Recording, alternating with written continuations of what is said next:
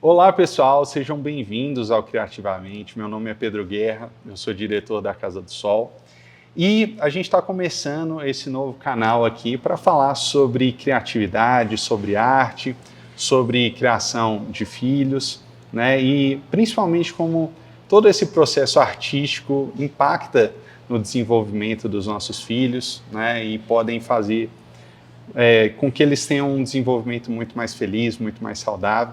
E hoje eu estou aqui com a Renata Malar. A Renata é uma profissional que eu admiro muito, ela tem uma visão muito especial da fotografia.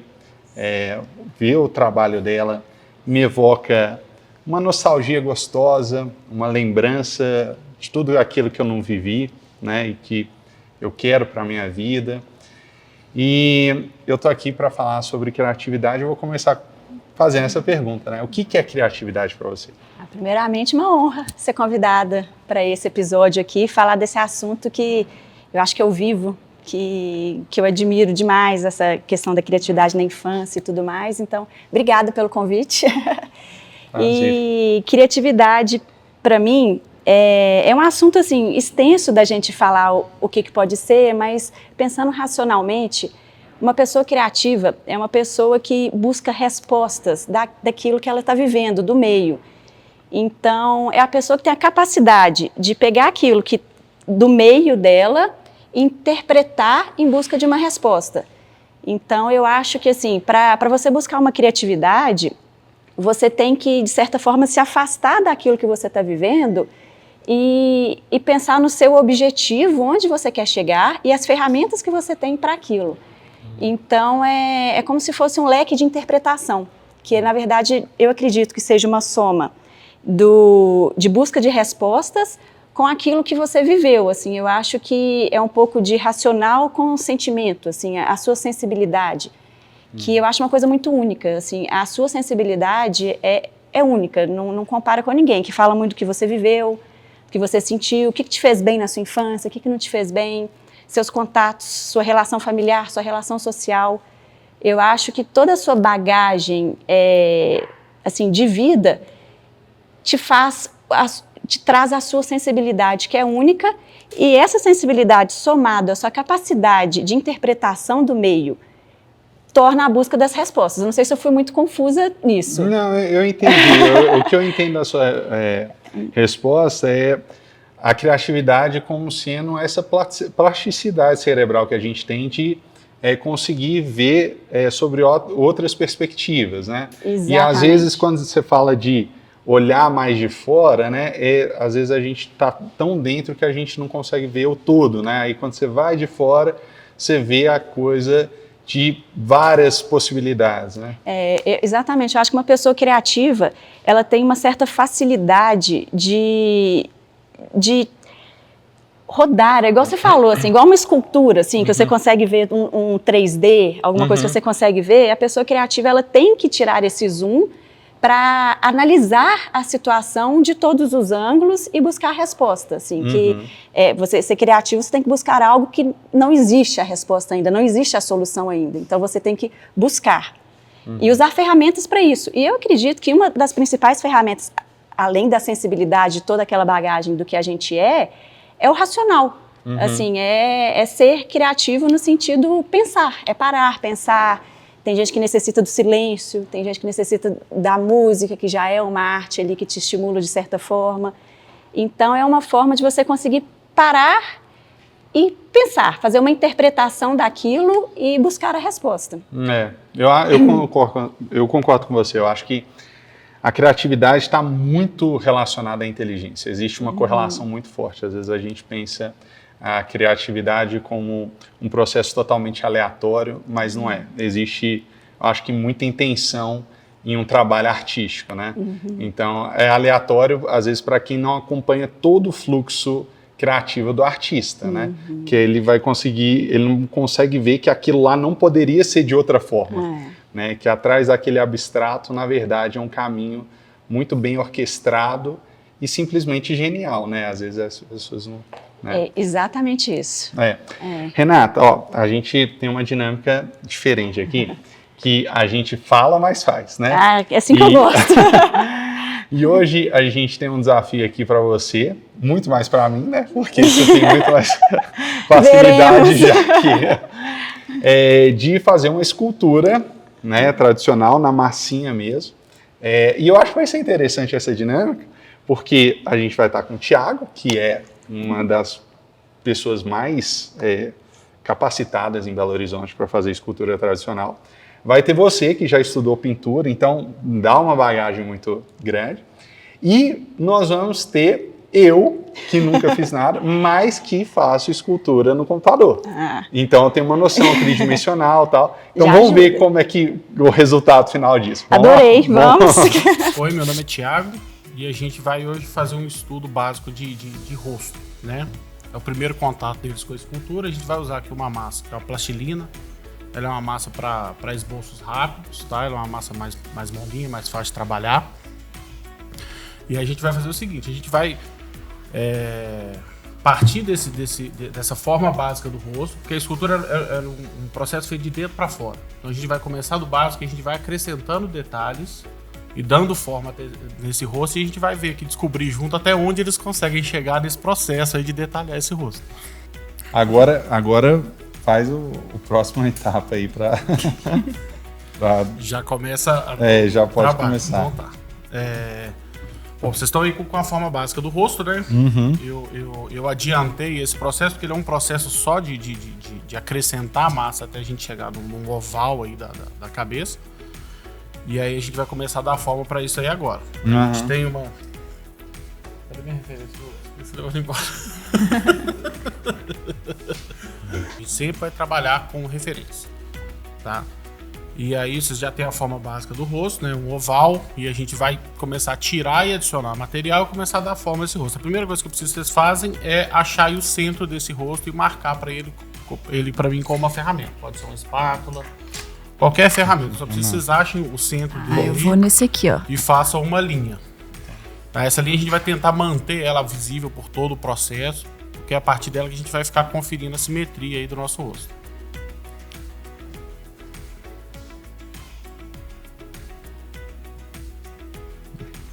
Ô, Renato, eu vou ter uma estratégia aqui muito sagaz, que eu vou te distrair com pergunta, tá? Vai me complicar um pouco, né? Mas, Renato, eu queria que você contasse a sua formação mesmo, como é que o seu processo na arte se deu. Eu acho que eu sempre fui, eu falo que eu tenho o privilégio de ter nascido numa família que valoriza a arte. Sou filha de mãe, minha mãe já faleceu, mas era uma pessoa bastante ligada à arte, desenhista, pintora, ela era decoradora. E eu acho que não só isso, eu acho que eu sempre tive, assim, sempre gostei, sempre fui uma pessoa mais sensível para essas coisas, sempre procurei fontes de inspiração em variados tipos de arte. Desde pequeno, eu estudei piano, estudei pintura. Na escola eu falo que eu era até um pouco frustrada, porque a aula de educação artística na nossa época era aquela aula de descansar, né? Uhum. Educação artística e educação física, era aquela aula de assim, e era a aula que eu mais gostava, era a aula que eu tinha maior interesse, tinha bastante intimidade com as professoras de arte e tudo. Já ganhei um concurso de desenho, eu tinha 10 anos, ganhei até um curso de pintura a óleo na Escola Guinhar, na época eu não podia participar porque eu era menor da idade que eles pediam, que eu acho que era 16 anos. Fiz o curso, me permitiram fazer o curso com menos de 16 anos. Então eu acho que eu sempre vivi a arte, assim, sempre pintei, sempre desenhei. Desenho para mim sempre foi meu refúgio, assim, sempre quando eu quis estar sozinha, pensativa, tudo, eu estava desenhando, estava executando alguma coisa manual. Então, que isso, toda essa bagagem de infância e adolescência me levou a cursar arquitetura. Uhum. Eu cursei arquitetura, fiz na UFMG, fui até a primeira pessoa na história da arquitetura a formar em 4 anos e meio. Eu adiantei um semestre. Olha só. Parabéns. Acabei adiantando e tudo. E depois da arquitetura, eu fiz uma pós-graduação em São Paulo, que era na área de paisagismo, que era mais arquitetura externa. E depois eu ainda estava buscando algo mais e passei no mestrado em Barcelona, fui morar em Barcelona, morei lá 2 anos. E eu estudei na Escola Elisava, que é uma escola fantástica em Barcelona, que ela chama Escola de Desenho, que é o nosso design. E é uma escola de arte, então assim, tinha desde arquitetura, como maquete, como desenho, era uma escola de arte em geral. Tinha até engenharia lá também, que a engenharia de lá é muito próximo da nossa arquitetura. Então, foi fantástico, assim, eu passar por todo esse processo, assim, dos cursos. Estudei na Escola Guinhar, que eu acho que eu já falei também em cursos de extensão, né, de pintura. Estudei pintura a óleo, desenho de observação, desenho com carvão. E logo quando eu finalizei esse meu mestrado em Barcelona, voltei, fui morar em São Paulo, trabalhei como arquiteta 3 anos em São Paulo. E eu sentia que a arquitetura, para mim, na verdade, era mais uma forma de arte. Eu amo a arquitetura, mas eu não me sentia realizada trabalhando como arquiteta. A arquitetura, para mim, foi, na verdade, um incentivo de buscar outras formas de arte. Eu tenho minha melhor amiga, ela é até fotógrafa também. Ela fala: Renata, você não é arquiteta, você não é fotógrafa, você não é pintora, você não é desenhista, você é artista. Você está fotógrafa, você está arquiteta. Então, eu tenho uma certa facilidade e gosto. Eu gosto de mover nessas áreas, principalmente visuais. Eu ia falar também que eu estudei piano quando eu era nova e depois estudei violino. Mas música, sou crítica, amo música, escuto muita música, gosto de música clássica, gosto de rock, gosto muito, mas não sei tocar. Eu ainda fui parar no violino. Aí eu fui para as artes visuais. Meu irmão é músico, meu irmão ficou com a vocação da música e eu fiquei com a parte das artes visuais. Eu vi que o Pedro já adiantou do rosto aí. Pode ser com a régua, pode ser com um compasso, tem uma ferramentinha específica, mas geralmente ela não tem tão pequenininha, ela é maior. Eu tô colando ele, ou eu tô para trás. Então não, você é que eu fiz esse aqui, ele mas acelerou ali. Então você vai pegar aqui, Pedro, a medida. E essa é a medida do queixo até a linha do olho. Mas aí tem você cola. acha a linha do olho aí pra mim. Tá, do queixo até a linha do olho. Tá. E aí aqui, fiz certinho, ó.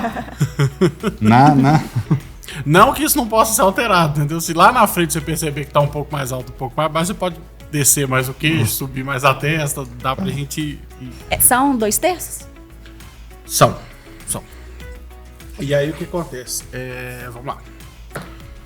Achou, beleza.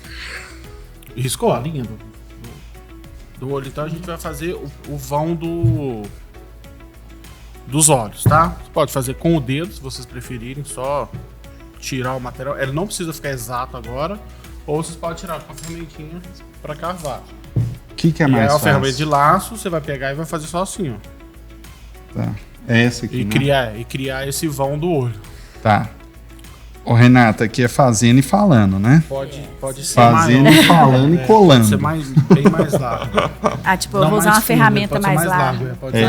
O meu olho ficou lá no canto. Essa aqui que eu ia pegar. A sua tá pequena também, Pedro. Pode usar essa aqui. Tá. Pode ser maior. Tá. E é bem... pode pegar bem... A gente faz a cavidade do crânio e a gente coloca o olho lá dentro. E o que dá forma pro olho é a pálpebra. Né? Então, quando a gente acrescentar esses volumes, é que o olho vai tomar forma certinho. Renato, então agora vamos sortear a próxima pergunta. Toma cuidado, que tem algumas muito difíceis, tá? Ai. Comprometedoras. Vou sortear, já tá esse aqui, né? Pronto. Você já registrou algum momento artístico de seus filhos que te marcou profundamente? Nossa, você fala registrar no sentido de fotografia mesmo. Eu tenho fotografado. Pode ser fotografia e pode ser outro tipo de registro. Olha, eu tenho 2 filhas, sou mãe da Olivia e Manuela, Olivia de 5, Manuela de 3. A minha filha de 5, a Olivia, ela tem uma sensibilidade artística que tá me emocionando, assim. Ela gosta muito de arte e ela é sensível para isso. E ela começou esse mês agora a aula de piano. E uma cena que eu, inclusive, registrei como fotografia também, que me emocionou, é que agora ela está aprendendo as notas e colocar cada dedinho na nota certa. E o que eu acho bonitinho é que ela, com aquela dificuldade da coordenação motora do dedo em cada tecla, ela canta a nota. Então ela fala dó, ré, eu não sei cantar, né? Mas assim, ela vai cantando e eu tirei uma fotografia dela com aquela expressão de dificuldade com o dedinho. E a alegria de cantar a nota e raciocínio, se ela está acertando o tom, a voz com o dedo, com o piano, tudo. Uhum. É uma coisa que está me emocionando, assim, ela está começando a viver agora as ferramentas da arte, né? Assim, agora a música, ela com o instrumento, né? Agora não é mais musicalização, é o instrumento. E a minha caçula de 3 anos, como que é proposto para a idade, a parte de colorir, ela descobrindo as cores, o degradê, ela mudando padrões, né? Assim, ela desconstrói, ela pega um cavalo, que o cavalo tem as cores X, Y, Z, e ela está pintando o cavalo de azul, porque o cavalo dela é um unicórnio, tudo. Então, isso é uma desconstrução artística também que me emociona. Então, talvez... Eu fico observando o Pedrinho agora, né, ele está com 1 ano e 2 meses, e eu acho que a gente pode se inspirar com um pouco com os bebês, assim, porque é muito genuíno, assim, sabe? Ele não tem nenhum filtro social, então ele tem a mania de ficar assim, né? Você coloca uma musiquinha, ele fica lá dançando, e ele... Então, eu acho que o processo artístico, ele está muito relacionado também a essa autenticidade, assim, sabe? Porque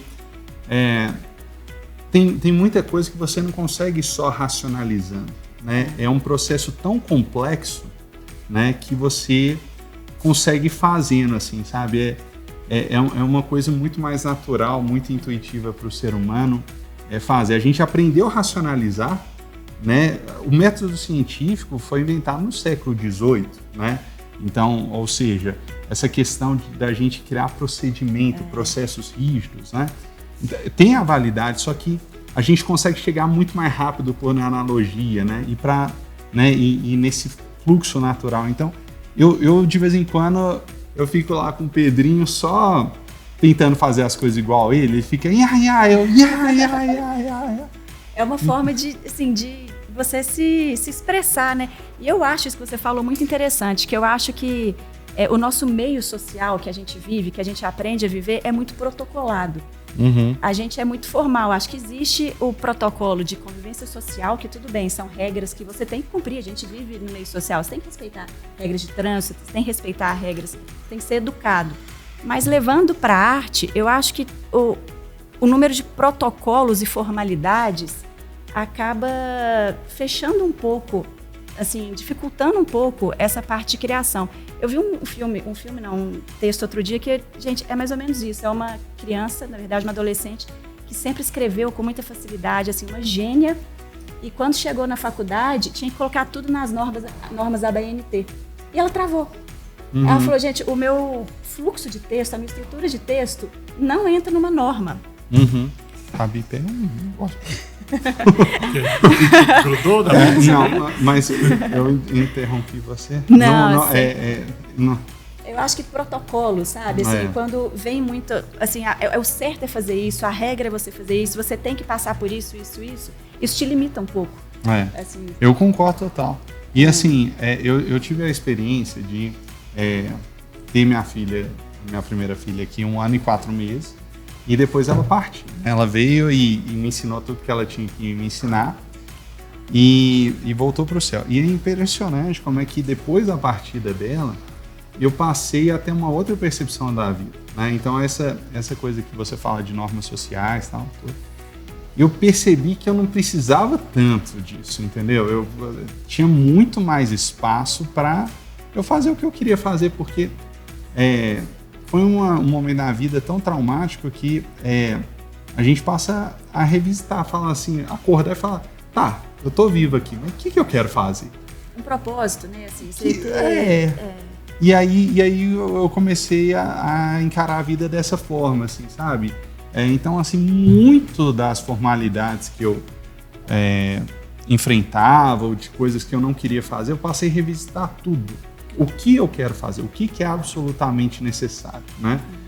E então eu acho que é isso, eu acho que a gente entender que a gente é finito, né? Entender que existe a morte, a vida precisa da morte, né? Para ela ser valorizada. Então eu acho que A gente tem que ter um pouco mais dessa perspectiva também, né? Com certeza. Eu acho que aquele até tem uma expressão do FOMO, né? Assim, de você ter a tendência de seguir os outros, assim, o pensamento coletivo, atitudes coletivas, tudo coletivo. Eu acho que quando você consegue abstrair disso e sair um pouco dessa roda circular que a gente acha que é a vida, assim, é muito legal. E o que você falou, assim, meus sentimentos pela sua filha, eu, assim, não consigo imaginar o que é passar por isso, mas, de fato, assim, a paternidade, a maternidade, ela mexe demais com a gente nessa questão de prioridades de vida, assim, mexeu muito comigo essa questão de... foi até, inclusive, quando eu parei de trabalhar como arquiteta e fui trabalhar com fotografia, que é uma coisa que eu sempre amei.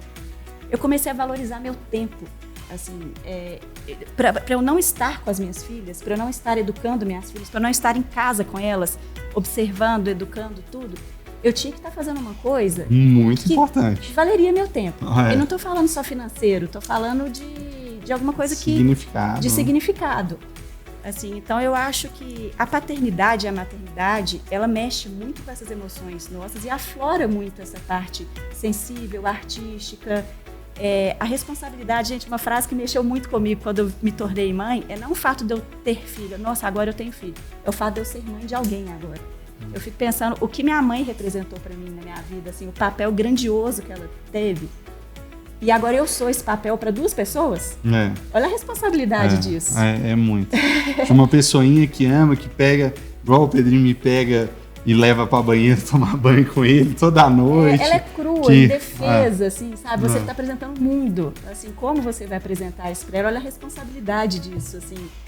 Então, sem dúvida, assim, eu acho que é uma mudança de chave, assim, quando a gente tem filho, de pensamento. Para mim foi. Eu mudei minhas prioridades. Mudei minha forma de pensar. Eu mudei tudo. Mudei tudo e é muito rico isso, né? Assim, acho que um sentimento meio de ordem natural de proteção, de tudo, assim. A gente fica mais empático com outros pais, outras mães, com crianças, assim. A gente sofre junto, né? Assim, o que acontece com uma criança dói na gente igual.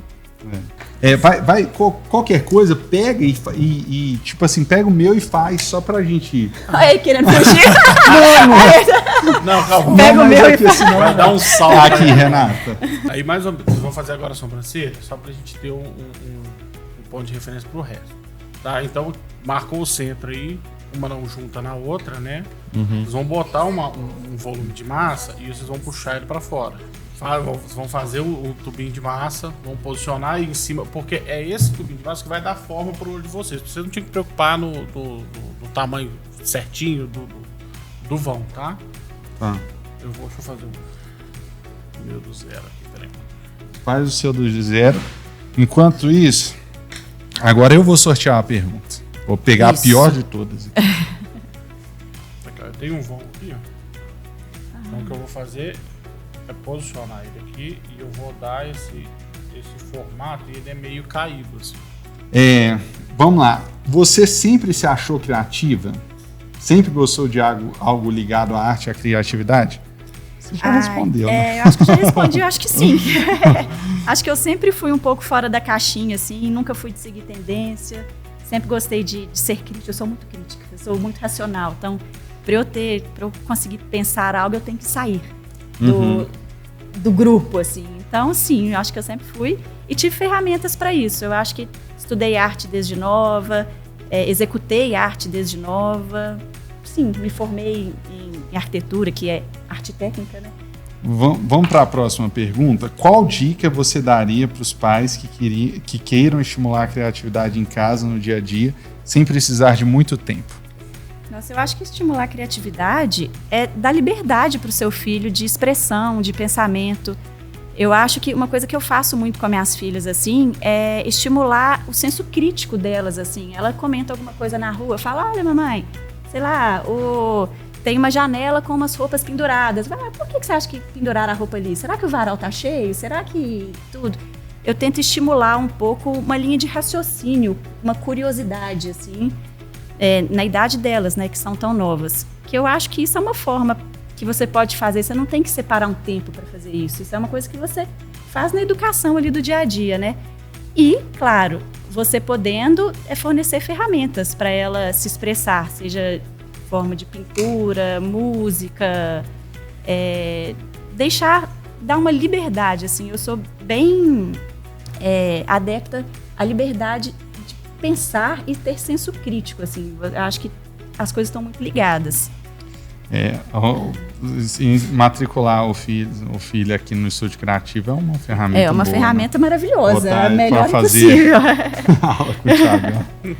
Melhor impossível. Agora, o que eu acho interessante é o seguinte, que as pessoas, às vezes, elas têm uma noção de que o processo racional e a criatividade estão muito dissociados e não estão, né? Até nessa fala sua, o processo criativo, ele depende muito do entendimento das coisas, né? Mas do entendimento aprofundado, né? Igual você fala, né?